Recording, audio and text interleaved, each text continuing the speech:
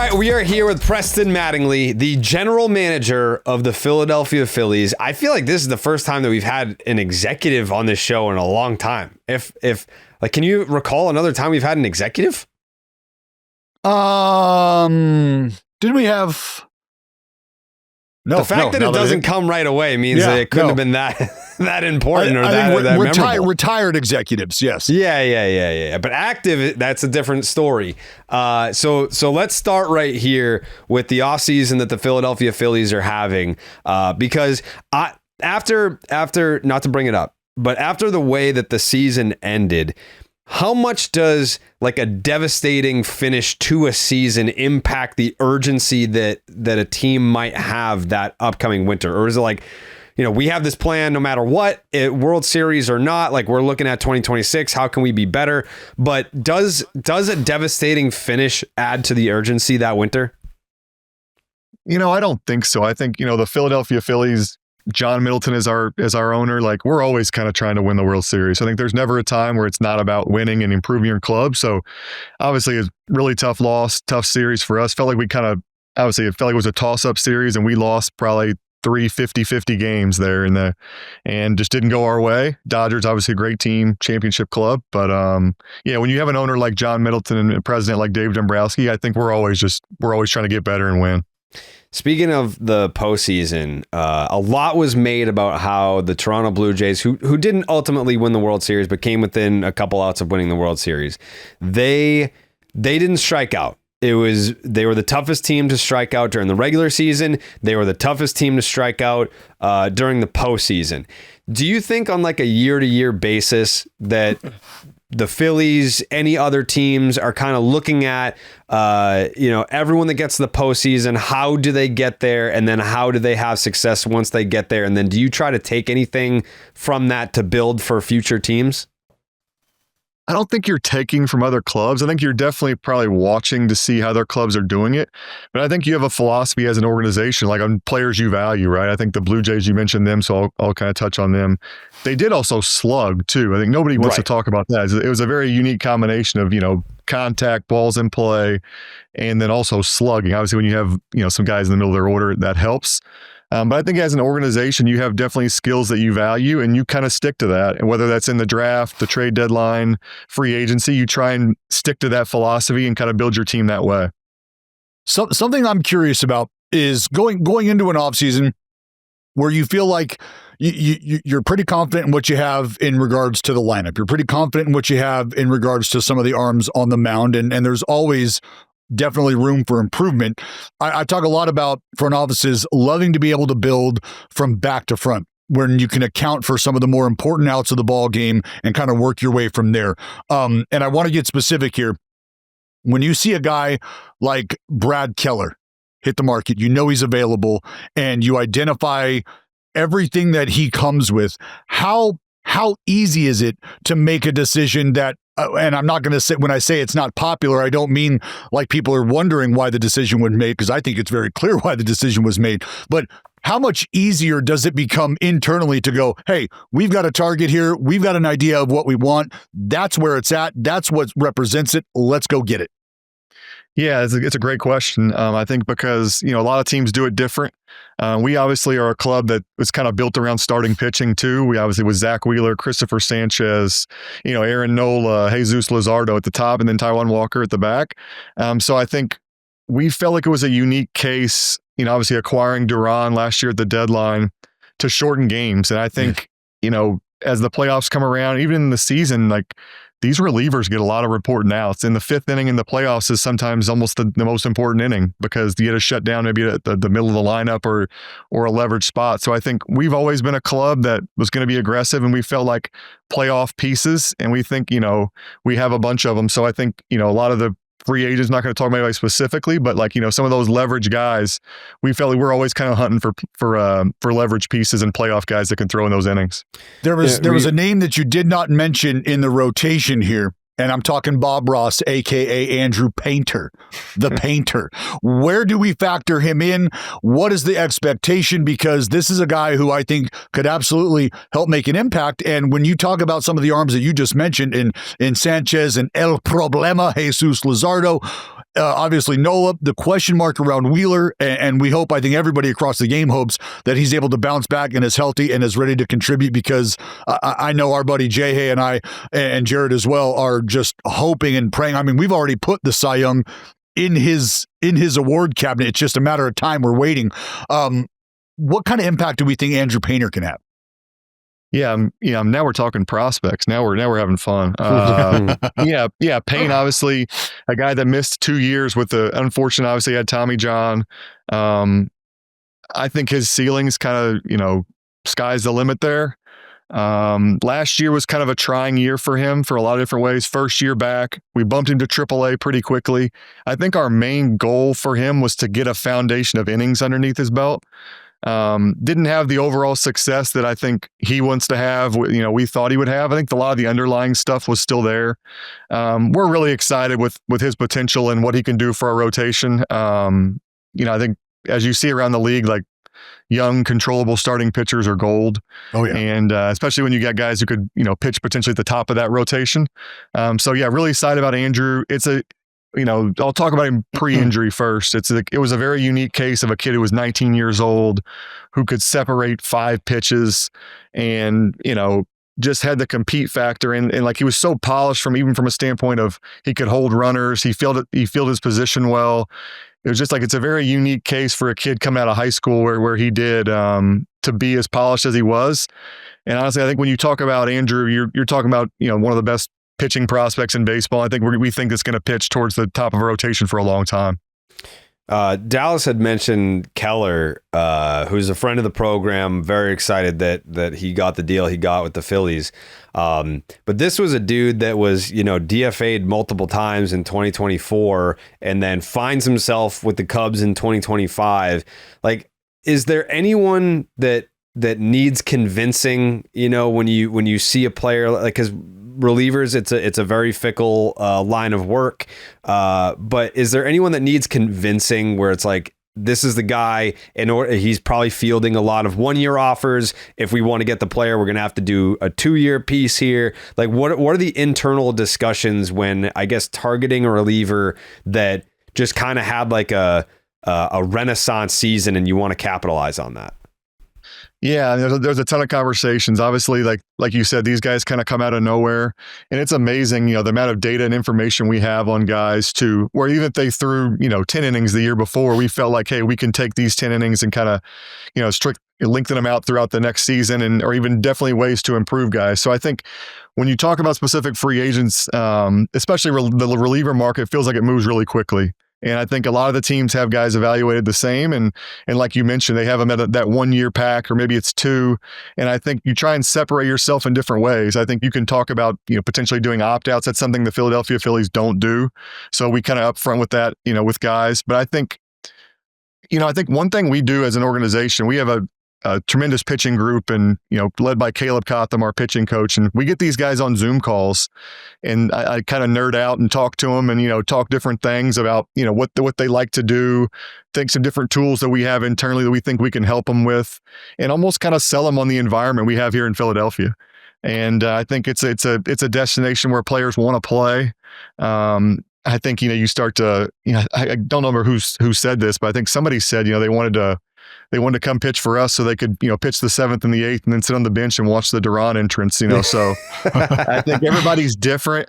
But yeah, you definitely have an evaluation internally. And then I think we try and, be an organization that sells the players a little bit on what we've kind of built and the environment we have, the team we have, and the bank's elite. Everybody wants to play here. And so I think we try and capitalize on that. Well, as you talk about nerding out on the pitching side of things, I'm going to take that as an invitation into the lab when we come to the bank this year. So thank you. I will hit you up.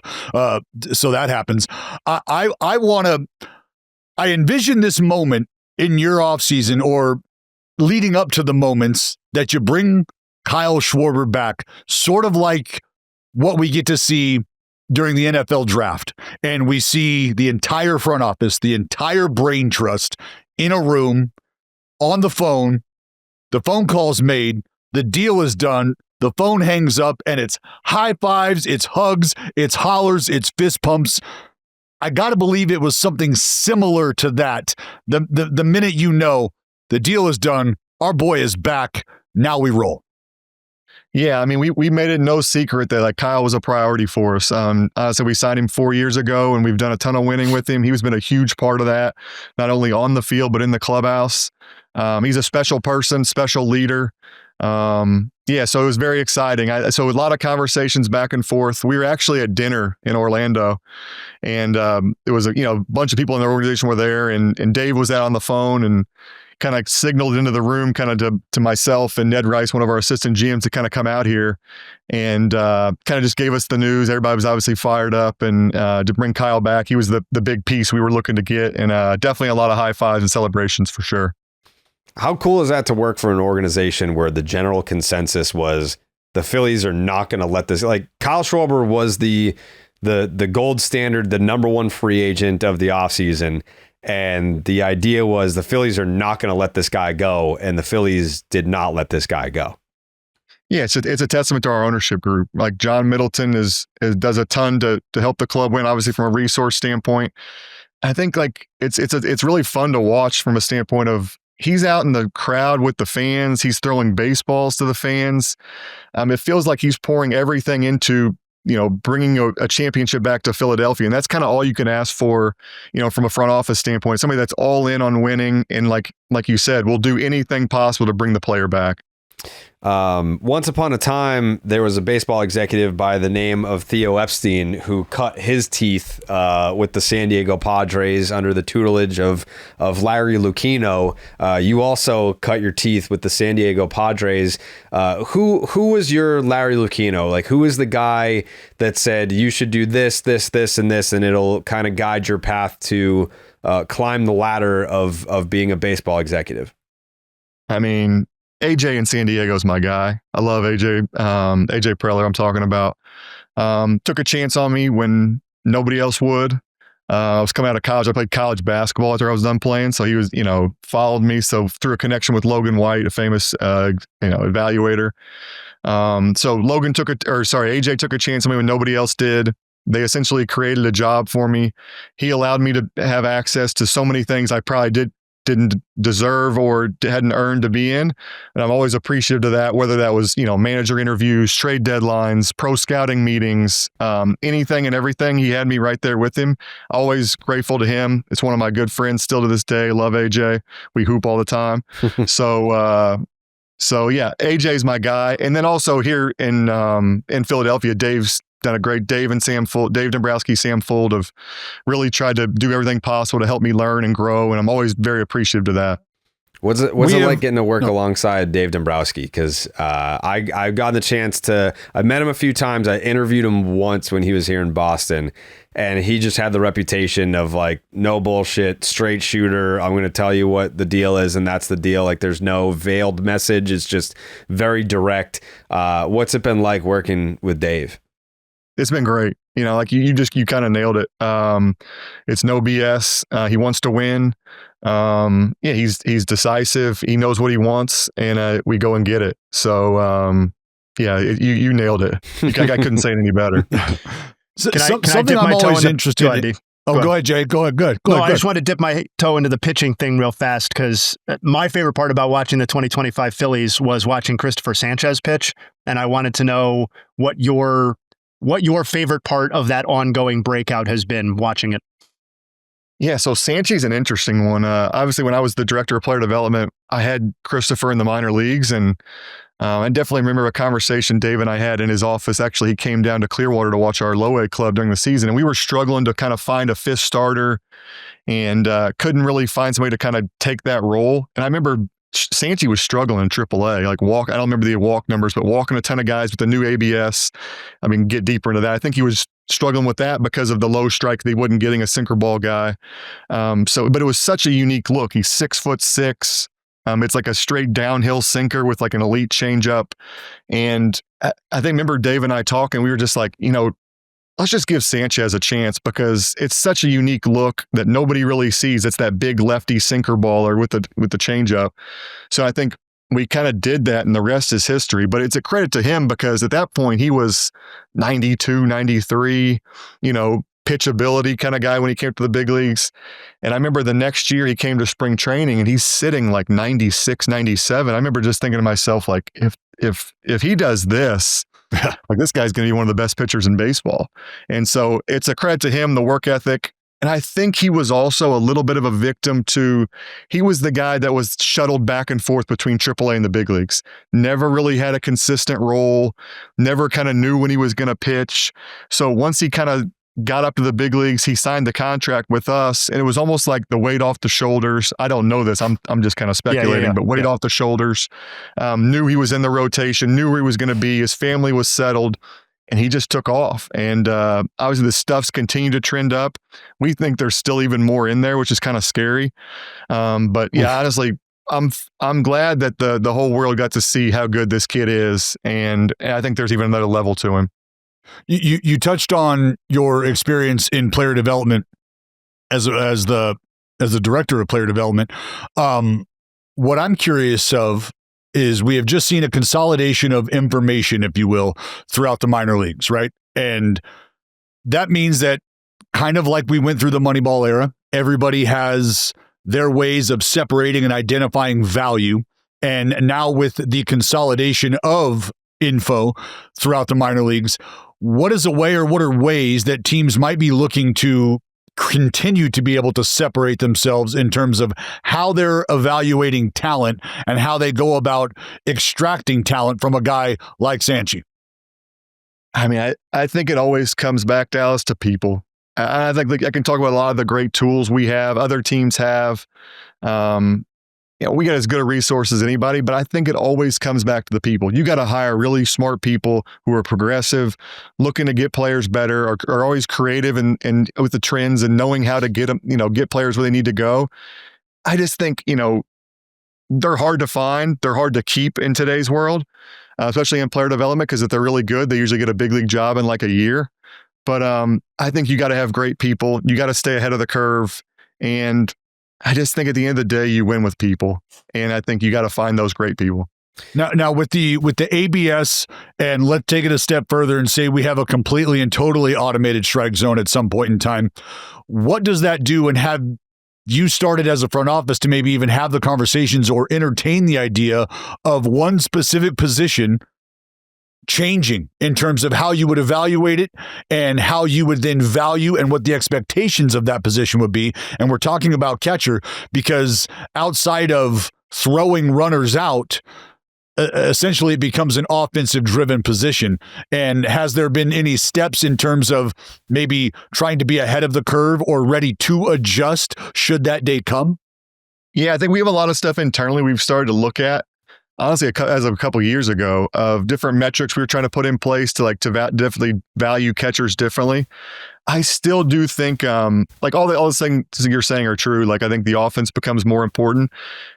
I do still think like the ability to connect with the pitcher and call a game is still really important to a lot of pitchers, especially. So that camaraderie with the staff, the ability to connect with them, the confidence they can deliver to pitchers is important. But there's definitely metrics that we've looked at to try and definitely evaluate guys differently. And we've had, multiple guys with that. So I'll just give you a prospect. The big prospect we traded in the Duran trade was Eduardo Tait. And he was kind of an offensive first catcher. He was 19 years old, but he was an offensive first catcher. And I think a lot of the conversations at the deadline too were centered around, there was some questions around his ability to stick at catcher. But I think we were talking about, the potential of full ABS and how does that affect the evaluation of the player. And I think obviously we made the deal we made and we were comfortable with it. But I think that definitely comes into front offices in today's world when you start talking about catching. And I think in the past when you get in draft rooms and you're talking about players, can this guy stick behind the plate? And if it was a question, you usually shied away from it, but nowadays with ABS coming in, I think you're more willing to give guys more of a chance to stick back there just because the ability to, potentially this thing goes full ABS at some point.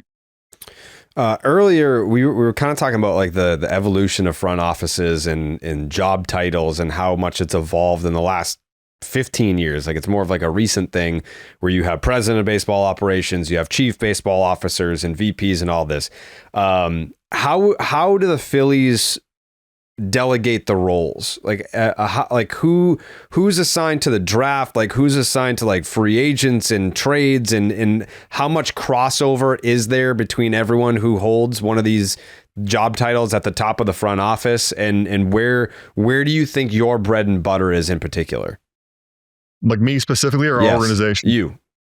Yeah. So I think every team's different.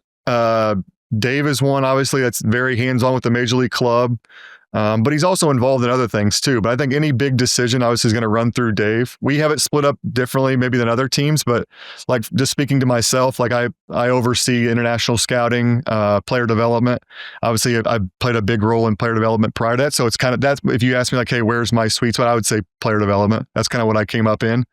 But obviously very involved with the Major League Club and acquisitions. And then, Ani Kalambi, a guy that was our assistant GM of R&D, actually just got hired as the Nationals GM as of yesterday, or I don't know if it's official yet, but so Ani obviously was a big part of what we were doing from a research and development standpoint, from an R&I standpoint, from a biomechanical standpoint.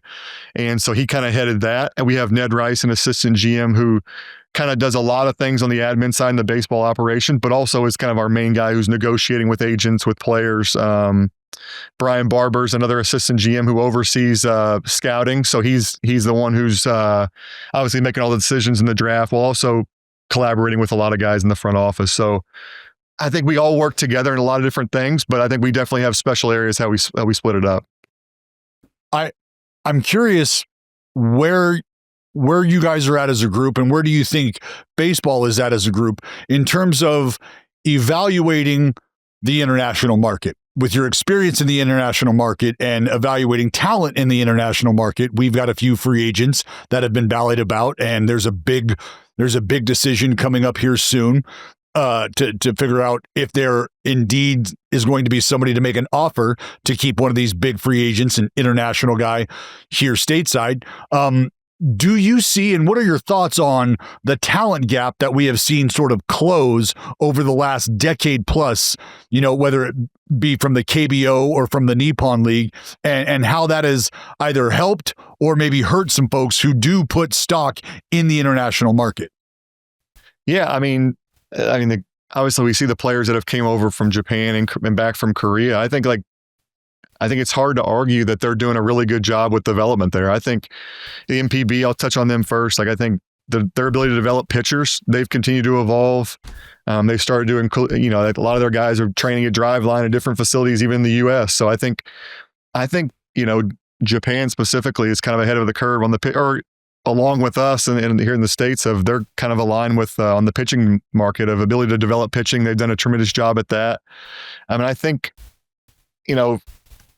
also the KBO and different leagues have allowed guys who, the system here at times can be tough on guys, and you guys get on the roster and they run out of options. They don't get the same opportunity here. So I think what they've done there is given guys with really, with big talent and tools, some runway to work on things. And you've seen guys come back like Cody Ponce and Merrill Kelly and different guys where they almost get to reinvent themselves over there, where here in the States, they just didn't have the time or didn't get the opportunity with an organization. I think they're allowed a little bit more freedom to kind of reinvent themselves, add a new pitch, work on their command, which it seems like guys come back from Japan even better every time. So I think they've done a lot of good things to help pitching. I think specifically pitching, but I think obviously there's been a few position players as well.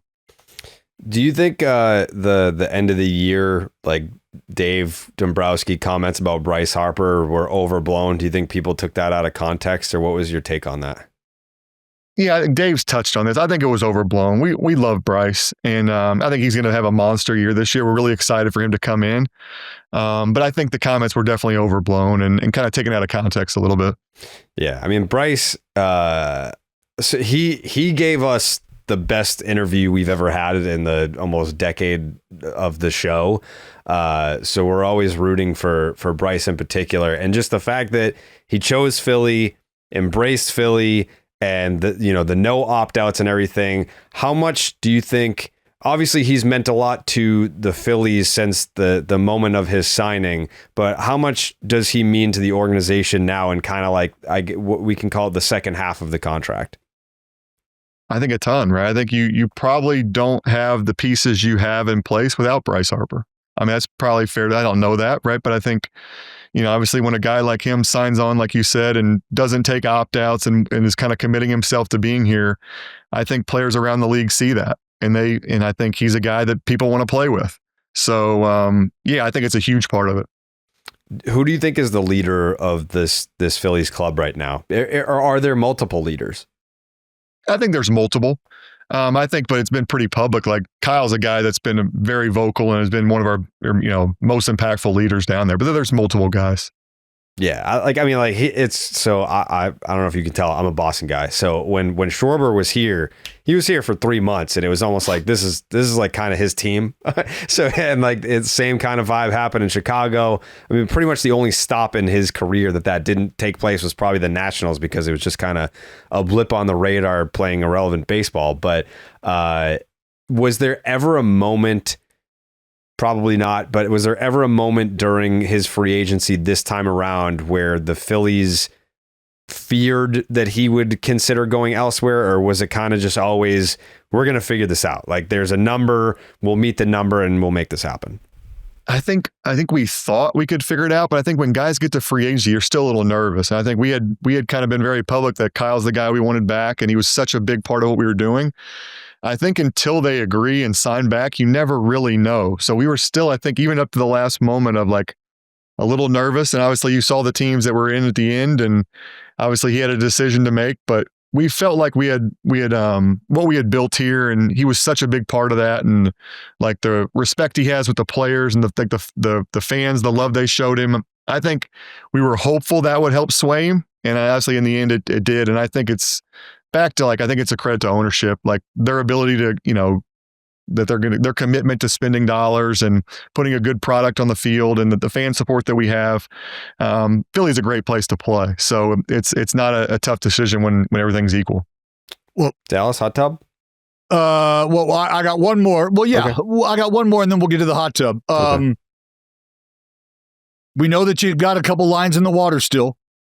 Are the Phillies done? If not, can you pull back the curtain a little and give us some insight into where you would like to continue to reinforce this current roster? Yeah, this has been a topic here lately. This is always like the funny one, I think, for front offices members. Like when you go on podcasts or do interviews, it's like, I'm not really sure what you're supposed to say here. Right. That's why we ask. That's why we got to ask. I love it. I think we're always looking to get better. And there's no question about that. We're open to a lot of different ideas. I don't want to say for other clubs, but I don't think you're ever done. You're always looking for value. You're always looking for a spot to improve your club. And I think if we see something that fits us well, then we're going to jump on it. So I think we're still looking to improve. Well, with that being said, it is time to put your trunks on, and we're going to jump in the hot tub time machine. It's a regular time machine. And we're going to take it's a hot tub. It's so much more comfortable. It's way cooler. A lot more buttons on it. Hot tub time machine. We're going back into any moment in baseball history. You get to witness this moment in baseball history. You don't get to be a part of it, but you're there. You're watching it unfold for the very first time. Which moment are you going back to, and why?